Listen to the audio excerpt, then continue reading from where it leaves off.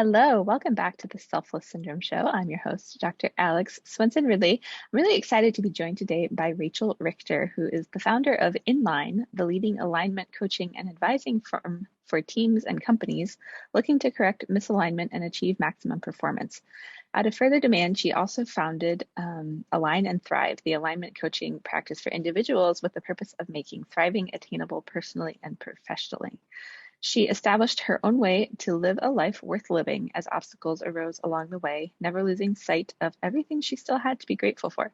She created and generated billions of dollars in value for shareholders and the public over 15 years in both publicly listed corporations and federal agencies, while enduring a nearly fatal accident or sickness, undergoing one of the most painful surgeries known to man, and losing her mother to a rare disease. By utilizing alignment and compassion for herself and others, she achieved when many felt innovation or even agreement was impossible. So Rachel, welcome to the show. Thank you. This is the first time that someone's used that intro. It's like there's so much meat to unpack. We can almost go anywhere from there. I'm curious where your head is. So what really stood out to me about your story, and we can just start here, is just like, we all have lives that we live, and how we show up in the midst of our circumstances is huge. And so it sounds like you have quite the story there, and I would love to dive into that. So I'll kind of let you, because you clearly match who I talk to on this show is a lot of driven women who, some of them might be in a transitionary stage or feel like they haven't achieved or accomplished everything they want, or they're dealing with big, hard circumstances. And so I think hearing stories of women who've been able to do it is inspiring and great. Oh, I love that question actually.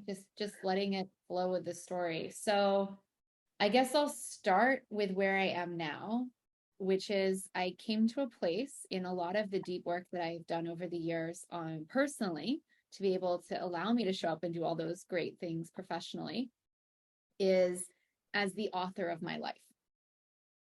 And by that, I mean not a character in a specific chapter. I'm the author of the whole damn book. Excuse my French. Love it. Go for it. Yeah. So that is the shift that I personally made in order to do all the things that I'm doing now. So, really accessing that self energy versus the energy of fear or self-sacrifice, the martyrdom, like all this stuff, like kind of the dark side of a lot of the things that are modeled for us in our society or our family systems growing up. It's like, how do you show up as you, regardless of anything else? And how do you own your own needs, like your need for love, safety, value, worth, all of that? You're never going to do that from being a place of the things that you might be called. For instance, we have no word to describe someone who's gone through assault, sexual assault. We call them survivors or we call them victims. I've been called both.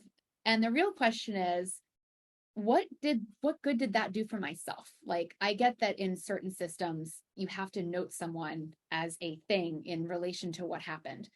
But if we internalize those labels and start owning that as the character of the story versus who we really are, we box ourselves into a thing. And same when we show up as a high performing woman, or a high performing person in society, it's, well, I'm boxed into, I'm the one who does this, or I'm the one who does this. Well, what happens when that thing goes away? Who am I? Okay, we have so much to unpack here. And it's such a powerful question, because you're talking about, for those listening, I have a sick child who has been blowing his nose excessively recently. it's We're getting through it.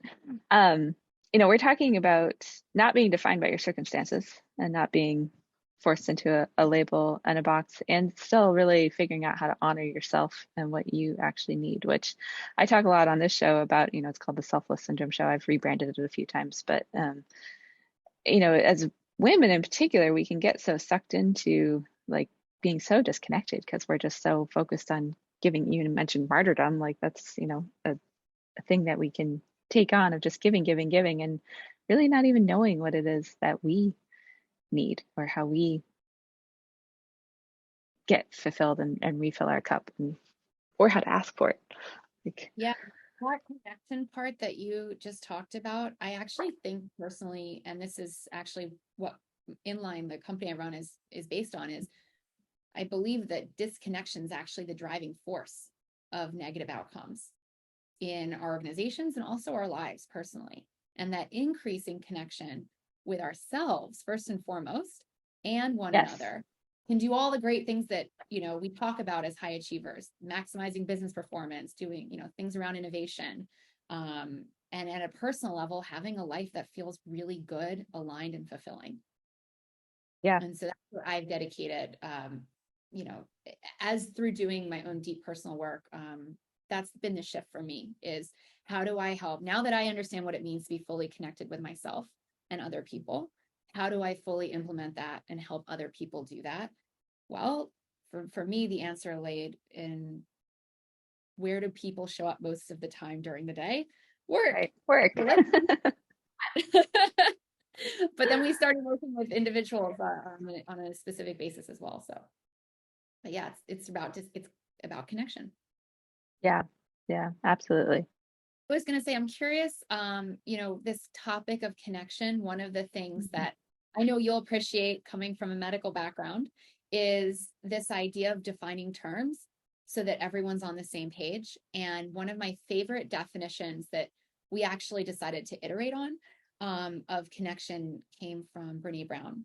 And we started to change it up a little bit given what we're doing in the world. But I love this idea of connection. It's the energy that exists within us and between us when three things happen.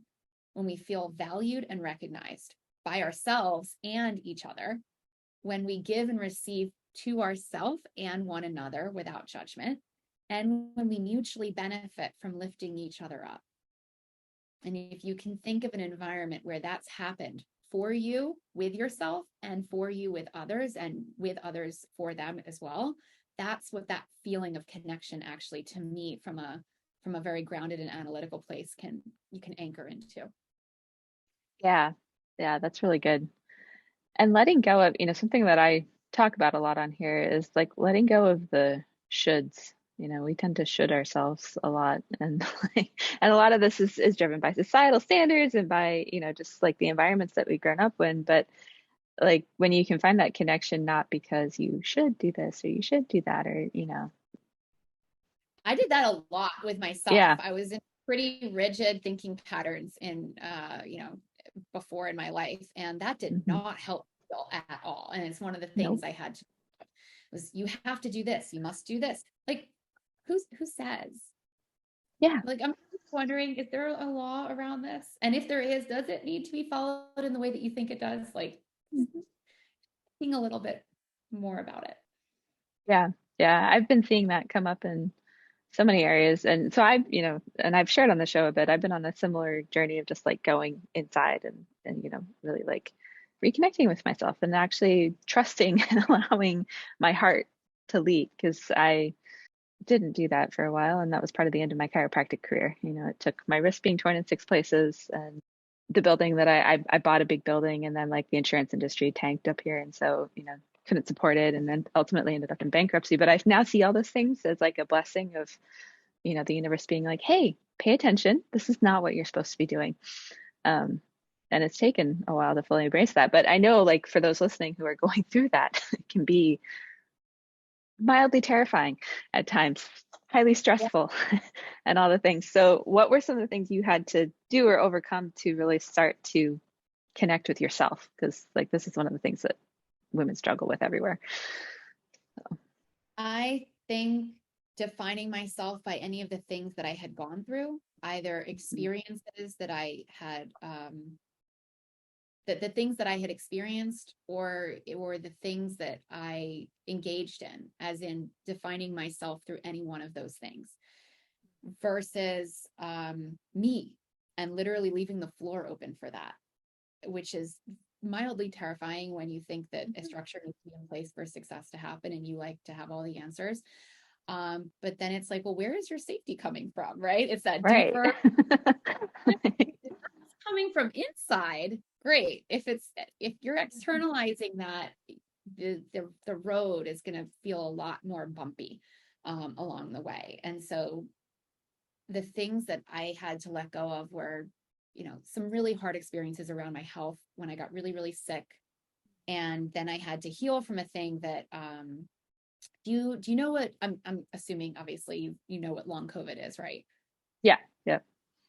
So they're thinking that this thing called chronic fatigue syndrome, also known as Hmm. ME/CFS, and they're thinking that it's either the same as or very closely related to long COVID.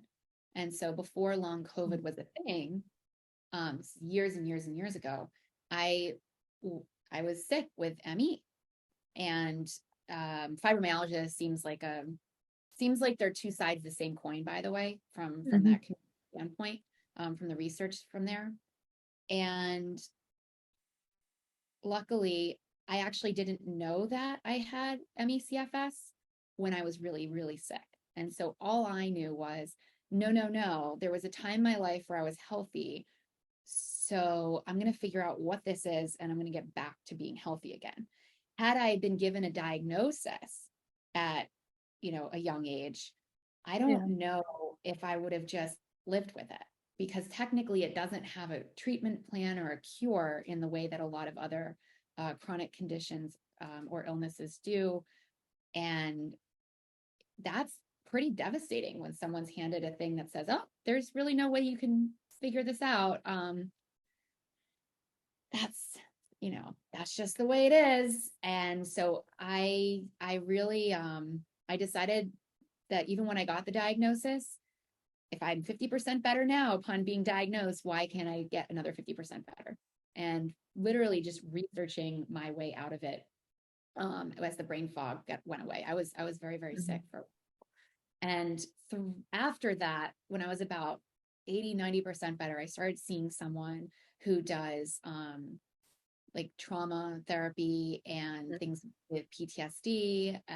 She has a somatic integrated approach with, the body. And I Yeah. remember going to her saying, "Hey, everything's great. I'm doing amazing." This was like a bunch of years ago too. Yeah. Uh, and she goes, "Okay, well, how can I help you?" Right? It's like, well, if everything's so amazing, you wouldn't be calling me. So what's the thing?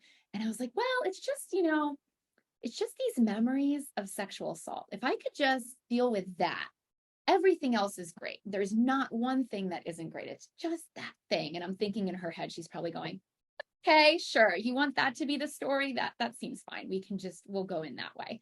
And so we start doing that. And I think on session 2 or 3, it started going back to my childhood. And I thought, oh my God, this again, what am I going to do with this? And I was like, well, I tried everything else. So I'm just going to show up. I don't know what this looks like. I don't know what's going on here. This feels like Pandora's box, but I'm just going to show up and figure this out. And soon enough, I realized that one of the biggest pieces of my issue was the fact that I was leaving intellectually. Like anytime something got too stressful in my body, I would just go to thinking and analysis and all this other stuff that, again, high performing Yeah. women tend to Yep. do. And through doing that, your body is kind of left holding all the pieces together. Mhm. And And not that's always well. no, I found out that, when you stop going through micro moments of fight, flight, and freeze subconsciously, your body can actually heal on a very, very deep level. Not always, but many, many times, surprisingly, it can.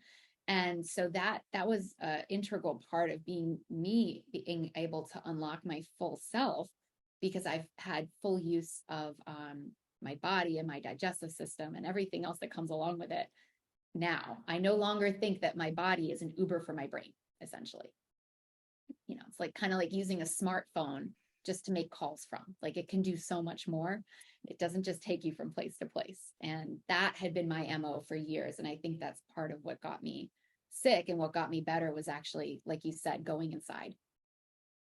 That connection with yourself on Yeah. every possible level imaginable is so critical. And I find that that's also missing from a lot of our interpersonal relationships, and Yeah. especially in our organizations. And you don't have to go therapy deep to heal that stuff when it's between Right. people.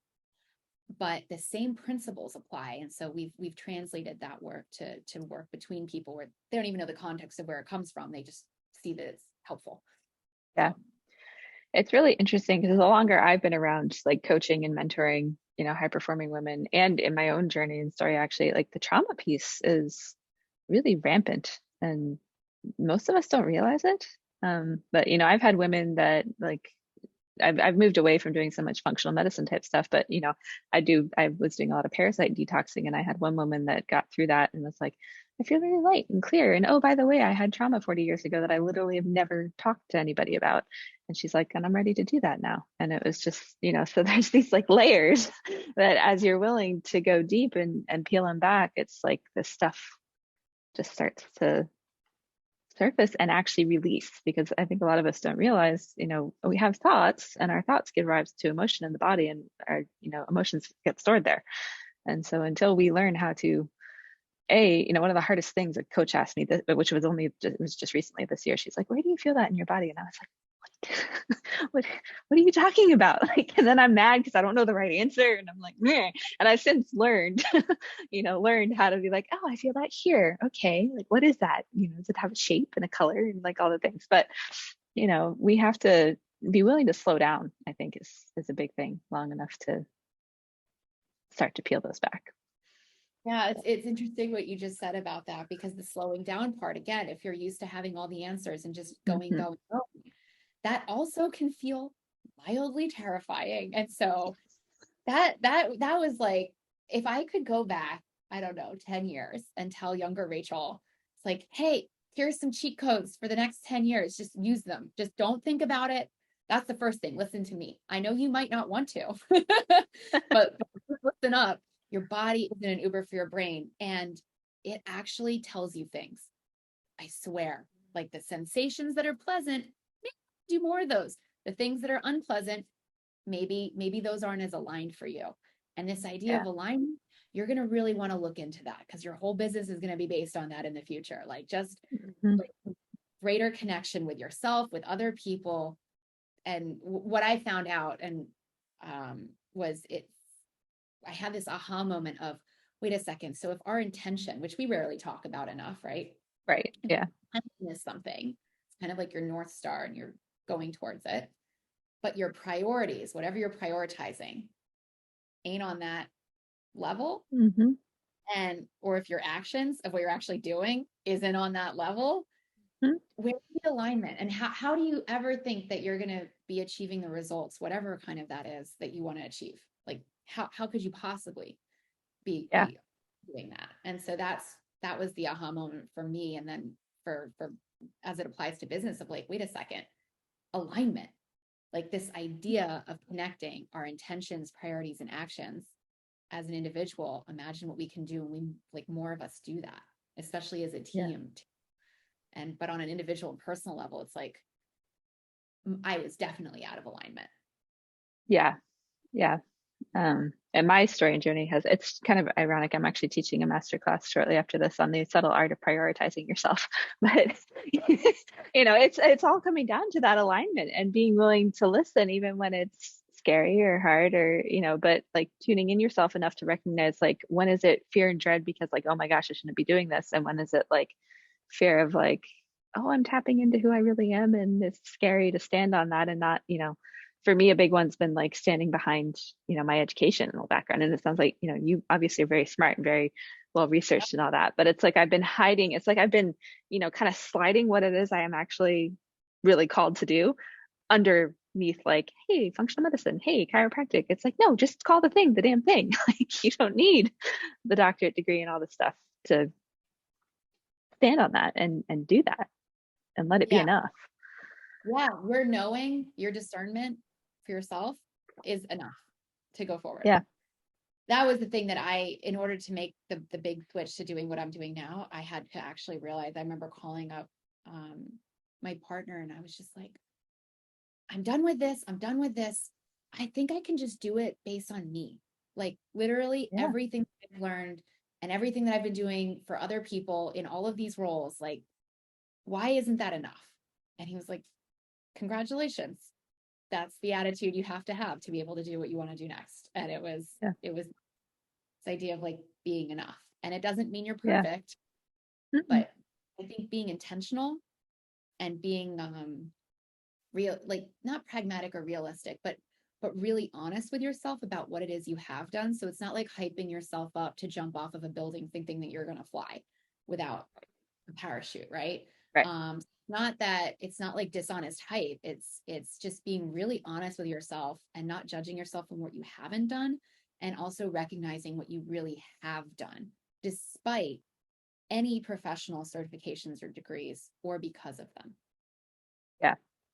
Another really hard thing, I on another podcast recently, I had someone ask me like, what's something you're really proud of? And I was like, but when you really get down to it, it's like, no, I've actually like, even though I've been fighting against it a lot, I've created the business model that I want to be in, and I want to, I've been taking the steps despite the resistance. And so that was the thing I came up with that I was really proud of. And so for those listening, like, I challenge you, what's something you're really proud of?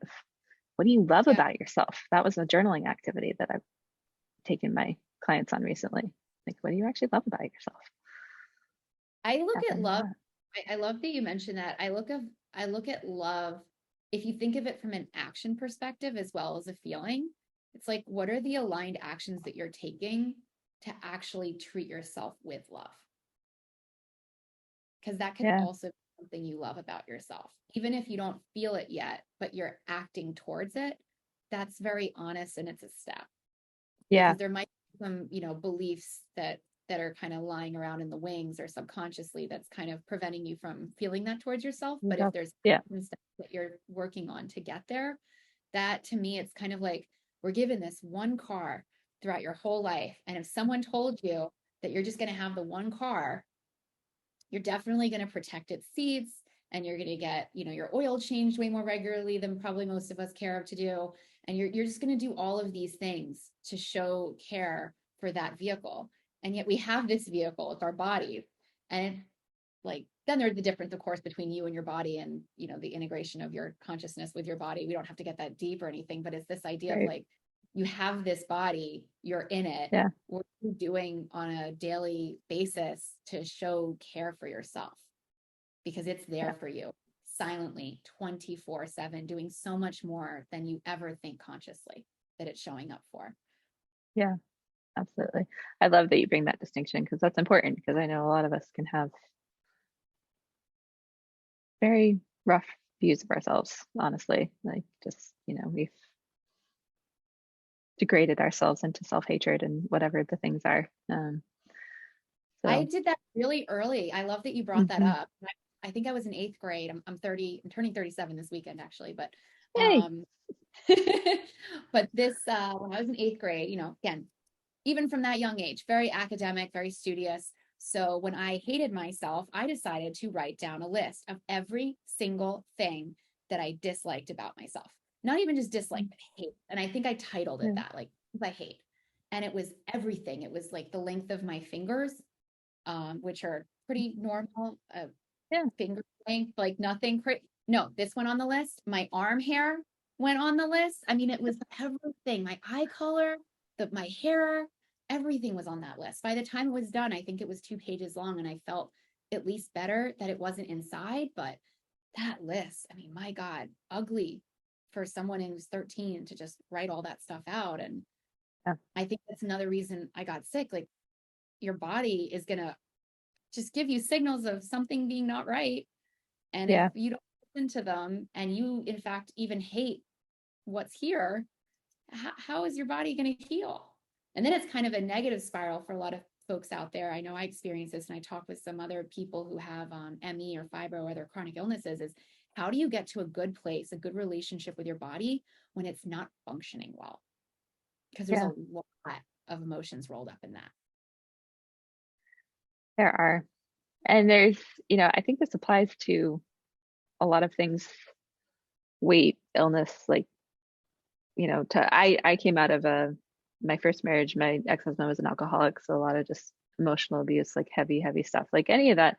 There's this period of acceptance, and I don't mean acceptance in like the, you're giving up, but just like allowing yourself a breath to just be where it's at, and like this is a thing. And then from that place, you're finally able to create and move forward rather than staying stuck in the like this, all the things I hate and I don't like and but like finding that, oh, okay, this is where we're at, and accept, and then create. How good can it get? Like what Yeah. And that what can we idea move? again of externalizing versus internalizing those needs. I know that Mm-hmm. externalizing my need for safety or health or validation or being noticed even by others, it was always all about me. Like, I'm safe here. I can notice myself. I can validate myself.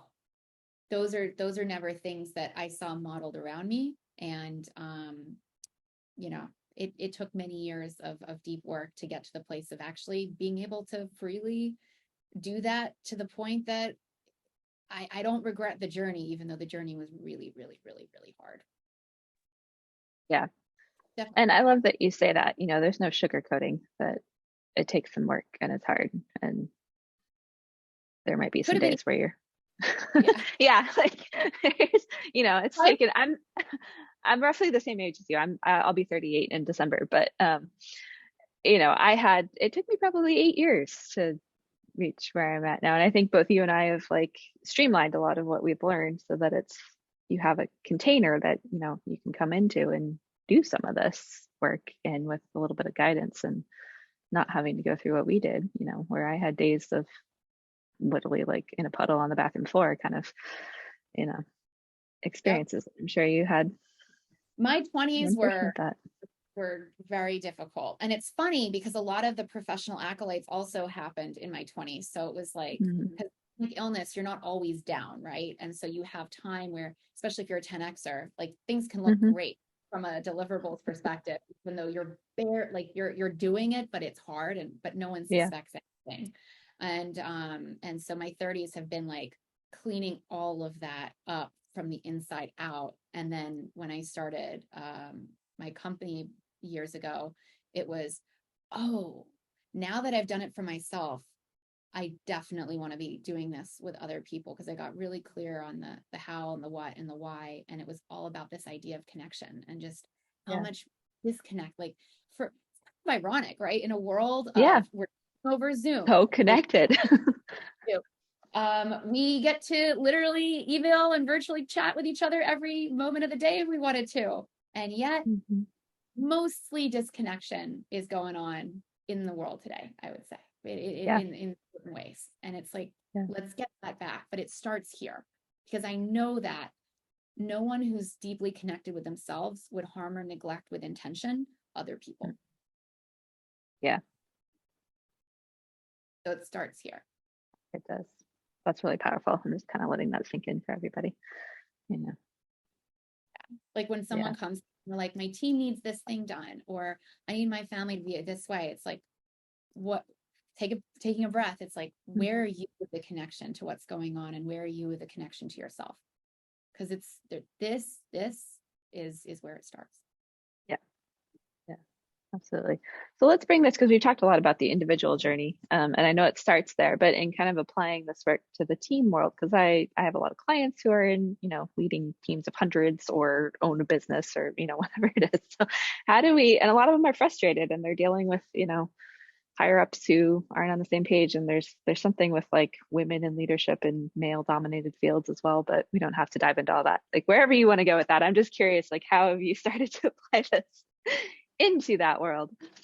So Yeah. So what's funny to me, and I think this is why we literally, I mean, we redefined the word alignment, and then battle mhm, tested it from really elite, like top thinkers in the country, to make sure that this actually felt right to them and that they would use this. But the mhm, idea is, alignment is when your actions accurately reflect your priorities and your intentions. mhm. To say it in other words, when your actions, priorities, and intentions all connect, Yeah. right? So, intention, a desired state that you want to resolve or be in or create. Following that, priorities. Hopefully, the things that are the most important and having the highest or significant impact. and then actions, the things you're doing to actually create that on a day-to-day basis.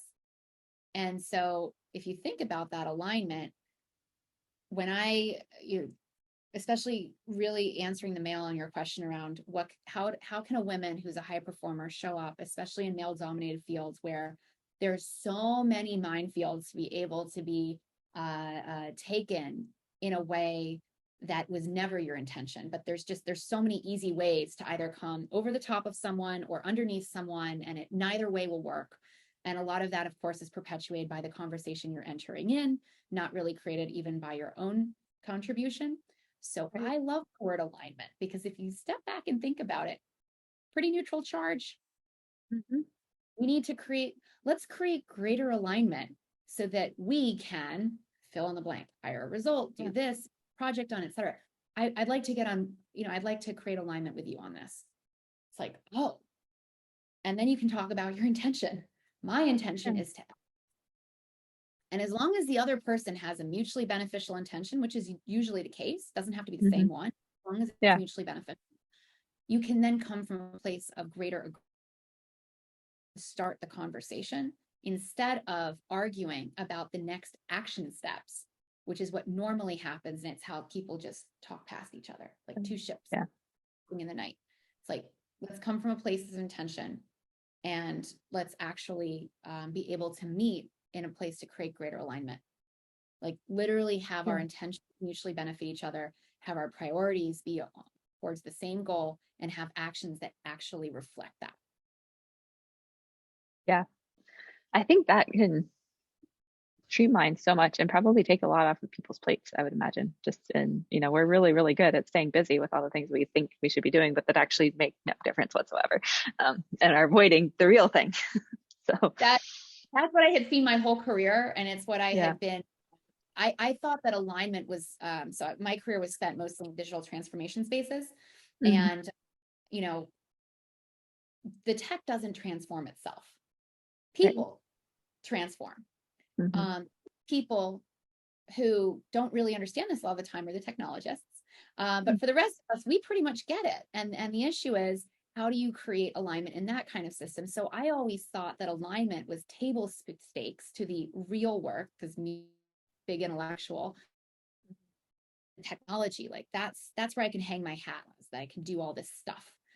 But really, it was the stuff that preceded this stuff. It was the alignment work, the messy human work. It's like, if you can do that, that's where the rarity is. That's where the goodness is. And it was the company was actually originally founded to work in the technology transformation space. And one of our first big clients, we'll put it that way, in the beginning, major enterprise, and they were working on a $3 million or a 3-year multi-million dollar tech transformation. And one of their C-suite members, while we were going through it, said, don't get me wrong, the tech is great, but what you're really giving us is alignment. I don't know how you did it, but our board is happier, our people are more engaged, and we've unlocked more revenue. This is the rare thing. I can't go to a normal vendor and just get alignment. And that's when like my antenna came up, and I was like, alignment? Wait, that's what I've been doing. Like, this is what you pay for. Oh, right, because that's hard. Yeah, maybe we should do that. And so then we went all in on alignment after that. awesome. I love it. And it's so funny, like, I think part of that probably is, you were in a place where you were open to hear it, but a lot of times, like, the thing is probably right in front of us, but we have to be in a space where if you haven't done the inner work, you're going to miss that that's, your thing. Already done that work. I had already done it. And so by that point, I was like open to path of ease and grace. I can actually talk about what I think that actually means in more graphic, which I'll quickly go there for a second so that I don't leave anyone out in the cold. To me, the path of ease and grace is the path of least resistance, the most profit or abundance, if you will, the most impact. So whatever that path going forward is, to me, that's with ease and grace. It doesn't mean everything's easy all the time and there's sunshine and butterflies everywhere. I'd be such a yes to that. Sometimes it doesn't work that way, right? Least resistance, most impact, most joy, most abundance in the process. And so, that idea with alignment was like, oh, this is what, if more people, like you said, if people were more aligned, it would be like less busy, more time, more white space, more productivity, more value creation, like all the things, and then more personal fulfillment in the process, because clearly you're going to be going forward in a way that feels good or feels better to you. Yeah. Yeah. And, more white space equals more creativity for whatever you've got. Like I've really been toying with white space this year. And it's really nice. Yeah. Like in the last 3 to 6 months, it's like, I'm really good at like doing blocks on my schedule with like, I even have, when I wake up and, block scheduling in that way, but I'm leaving gaps now where I get to do whatever I want in those. So what does white space mean to you? I'll ask it that way. that's interesting. I think if I really had to, I haven't thought about that. So to me, it's some level of freedom, and just like joy and creativity, and not like, this is a question that came up in a training I just did myself, and then I've been bringing into conversation with my clients. But it's like, who has your time, or what has your time? And so to me, it's like being in control is a figment of our imagination, but it's some semblance of like control of of what I do with my time. I don't know if that's what you're looking for. No, I was actually genuinely curious because we wrote a newsletter on this a couple weeks back, and we compared it. They're like, how do we define white space in a way that feels really grounded? Because that's always like, we come back to things that are just of this world that people can really grasp and understand, meeting people where they're at. And what we came up with is that feeling when you're in the shower and epiphany just comes to you. That's the idea of white space. And so it's like, I love it. If that's what you're creating more intentionally, what would happen if you had that white space more often for yourself? Yeah. I'll be honest, I actually had that moment yesterday, and because I created white space, like I created a whole new program that I'm launching today. That's all about leading your day, right?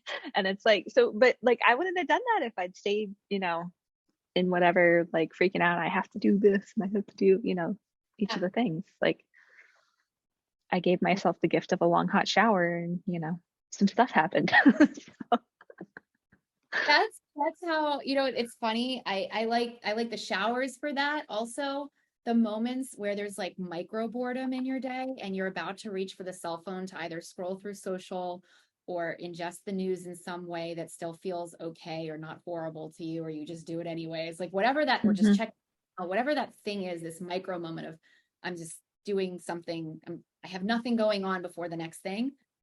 If you just refrain from that, it might feel incredibly weird and uncomfortable, but the yeah. more you do, the more micro moments of white space enter, and then you have more shower thoughts without it actually being in a shower. Yeah.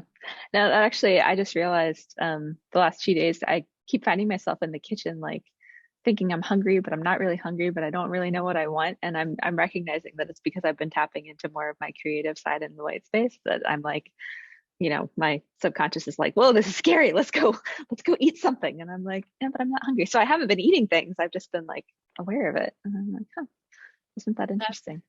That is phenomenal. That's actually something I Yeah. struggled with when I was much younger, is this idea of using food to emotionally regulate. Mm-hmm. Like a technical way of saying it, but just getting to the part of noticing it and just being okay with the fact that that's not what you want, but it's what your like default mode network has been so programmed to do over the years. And then you can kind of take a step back and decide what else you'd like to do with that time. That's a really Yeah. cool way of looking at it. Yeah. Yeah. And, for a lot of my listeners, I know we have a lot of women who struggle with weight or struggle with like, and I've really come to the realization that a lot of our health issues, and you've experienced this and you've had pretty severe ones, they're surface level. They're a reflection of whatever's going on the inside. Like I had the experience of suddenly putting on 40 or 50 pounds, and I kind of just connected all the dots recently. Like I've lost the majority of it since then, but it was a reflection of the chaos that was going on inside my body. And so, those who are trying all the things, looking for all the answers, I'm pointing at myself if you're not watching the video, but go inside. all inside.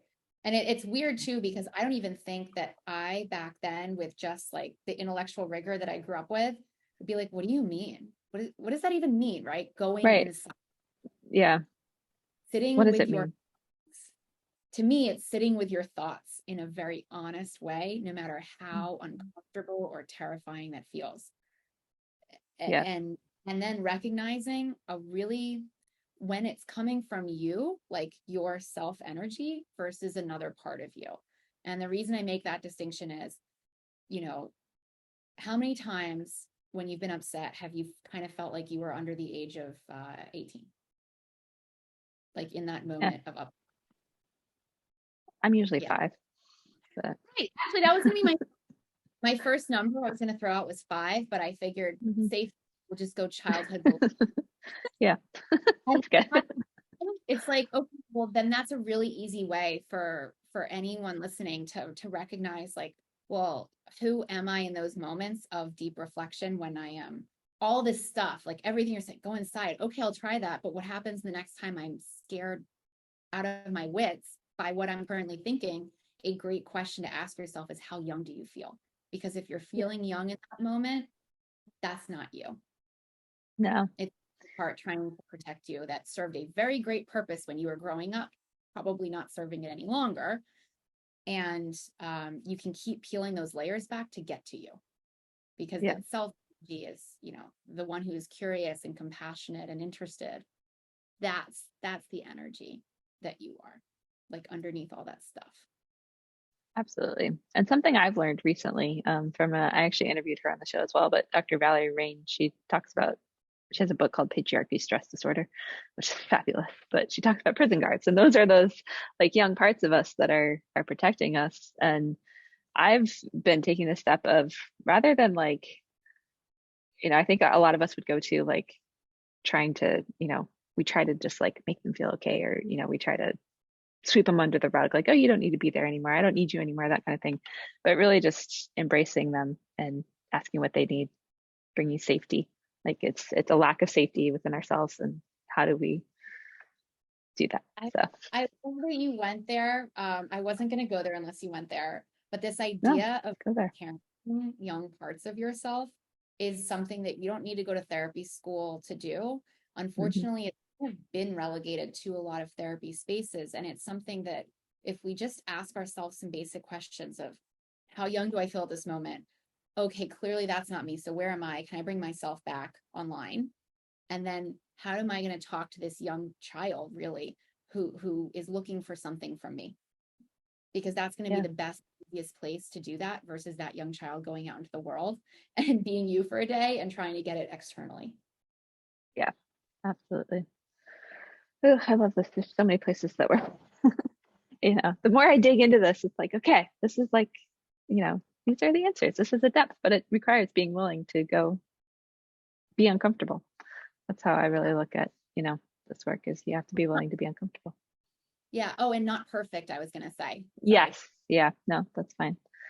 Yeah. And the perfectionism, or that it has to look a certain way, like, just let it flow. Like an example for those listening, because this is something I hear from women a lot, is like, I've never been a journaler, never knew what to write, never like any of that. And this year I've actually completely filled two journals, just doing whatever and not worrying about it and not caring, and like letting go of all the story that usually keeps us stuck, Uh, and just having a That's tool. that's Yeah. beautiful. Journals, to me, it's really interesting. I used to write them, but I would only write a few pages in each one, or maybe like Hmm. 10, 20, but it would like stop at a Yeah. certain point. And I would buy a new journal thinking, oh, I didn't keep up with the, it's very I had the 20. same issue. Yeah. I still have some. They're like 12 years old sitting on my shelf. I'm like, I'm just gonna use them next. So, I love that. What I did was I cut out the old pages and then I donated them so that people could have these beautiful journals that I never used. And then what I did that worked better for me was I like to text or write on my phone. And so what I would do is I downloaded a journal app that I didn't know it, but it had a texting feature, as in you oh, could a phone number and it would end up in the journal. And so I used that number to text myself and it would end up as my entry. So it felt like texting an old friend. And for Yeah. me, who was like, I need to be perfect and writing you every day, it was easy because I didn't have to actually do that because there was no, you just text whenever you want. Yeah. And then I stepped further and I had lost my mom in my 20s as well. And so I renamed the phone number Mom. And so now I just feel really close to my mom because every time I get an epiphany or an aha or I want to say something, I just text her. Amazing. That's beautiful. Really good. Even if And that's one I haven't heard before. So that's a great, like, there's options out there for everybody. you can customize your life however you want. And kind of Yes. the, like, what if you didn't just march to the beat of your own drum, but your whole orchestra? What would that look like? How much space would you be taking up in a way that was both unapologetic, but not impinging upon others? Yeah. Like, you're That's not going such to, a good, yeah. yeah. And I think, that's where we get tripped up a lot is like, to stand and truly being unapologetically ourselves. I think we connotated that with, either being selfish or being too much or being like, again, story. Yeah. And And then it yeah. can go the other, like I've seen it the other way in social media that has Hmm. disturbed me, which is the people who quote post apologetically and don't say I don't care who hates me. This is just who I am. And then they're very abrasive. And it's like, well, what about, and this is something that we work with people on, is what about using language that's more aligned both for you and people around you? Because those words carry so much to them. And we can go in a whole discussion around language, but that's like the part of it too. It's like you're here, you matter, and every single Yeah. other person matters too. Yeah. It's the duality, I think. Absolutely. I agree. It's I haven't mentioned this quote on the show in a while, but the Marianne Williamson quote, our deepest fear is not that we are inadequate, our deepest fear is that we are powerful beyond measure. And it's about shining our light, which gives permission to others to shine theirs. So it's stepping into that. Yeah, your Yeah. light, your anger and rage online. Yeah. Not your light. I guarantee you. You have way more light than you do snark. I guarantee it. It's there. Yeah. Yeah. And it's tapping in to let it out. So ugh, that one always gives me the chills. So curious to follow that. What gives you the chills about it? I think it's the recognizing, like some part of me recognizes that I am more powerful and more, I am so much greater than I give myself permission to be. And that applies to everybody. It's not just me, but like that's the thing that I feel, personally. And in some ways it's like terrifying to think about yourself in that way. Or, that's one of the things that I've dealt with that's come up. And even today, I mean, I first heard that quote in chiropractic school like 12 years ago. And it's one that every time I read it, like I have a visceral, like probably because it feels aligned in some ways for me. Like I just identify with like, that is who I am. Yeah, So your own discernment. I feel the same way, and it's interesting because when I really fully started to embody that young mhm. part of what that's who you I really didn't know. Like I've been sitting Interesting. time trying to help you and put you in a box because I needed to, and that's who you are. Oh, okay. I guess I can take a back seat because you seem to Mm. have way more than I do at this point. That's awesome to hear. I don't think I've hit that point in my journey yet, but I'm leaping now. I'm not, I'm taking out the resistance. So and it's One of exciting. the things me get there was this intermediate step. That young part still wanted some control. And so Mhm. what I said, okay, well, what can I put a 5-year-old in charge of that will not screw up my life in any way, shape, or form other than mild strangeness, maybe for me? And I thought, okay, my hairstyle and my socks. Like those are things that a 5-year-old could do with Yeah, intention, whatever they want, and it's really not going to harm me whatsoever, really. My 5-year-old love wasn't that. into, I feel like, no mohawks on the horizon. So Yeah, not that that was a bad thing. that's amazing. I love that. That's a good one to think about. I'm gonna have to give that some thought. Kind of like if you want a big leap, what are some stepping stones that you can put in for yourself to make the parts of you that are related to, and pick some words, default mode network, things you're previously afraid of, other beliefs you want to let go of, young parts, like whatever it is. What would be some stepping stones that you can ease yourself into that new temperature you want to be at? Good question. And it's going to be different for anyone, or everyone Yeah. rather. Yeah. But those are some things that, it's kind of like, whatever that is, like you want to feel your full potency. What can you give the young parts or something that wants to control you and put you in a box? Like, how are they going to still feel that grasp on something without it harming you anymore? That's really good. So for listeners, I think I'm probably going to take some time to journal on this, and I'll come back with an answer for all of you. And I'm curious what everyone comes up with, because I like that a lot. I'm trying to think what just comes to mind immediately. And then, yeah, good stuff. Well, this has been amazing, and I want to respect both of our time because we're, already at the hour mark, which I rarely have these conversations go this long, but when it's like this good, it's like, oh, we can talk about this all day. So, for listeners, how can I connect with you? Like, they want more Rachel in their life. Where's the best friend place to find you? Well, the easiest place is getinline.com, and that is www.get, G-E-T, and then inline, INLIGN. It's kind of a play on words of, and we're working with individuals and also obviously teams and organizations, because we found that the leaders of these businesses and people that we were working with were like, around like other things too, because this is really helpful. And we were just like, well, sure, why not? And so we started doing that a bunch of years ago. So yeah, works. Awesome. Very cool. Well, I will put that in the show notes, and I just really appreciate you and your time and your thought leadership and all of this stuff. And this has been a lot of fun. One thing I should mention also before we chat is if you like to dip your toe into the water of alignment more, there is on that same website, if you scroll down to the bottom, and I think we're going to be adding a button up at the top, depending on when you're listening to this, but there is a way to sign up there for our newsletter, and it's called the Alignment Newsletter, and it specifically takes you through a curated journey of alignment in a way that dips your toe in at each step. So you receive something each week to really think on, integrate before moving on. And that way, all of the things that we actually talked about on here, funnily enough, a lot of that is part of the alignment journey that we walk people through as well in that newsletter. Great. Very cool. And I'll put that in the show notes as well. Well, I just really, again, appreciate your time and your expertise in here. And thank you.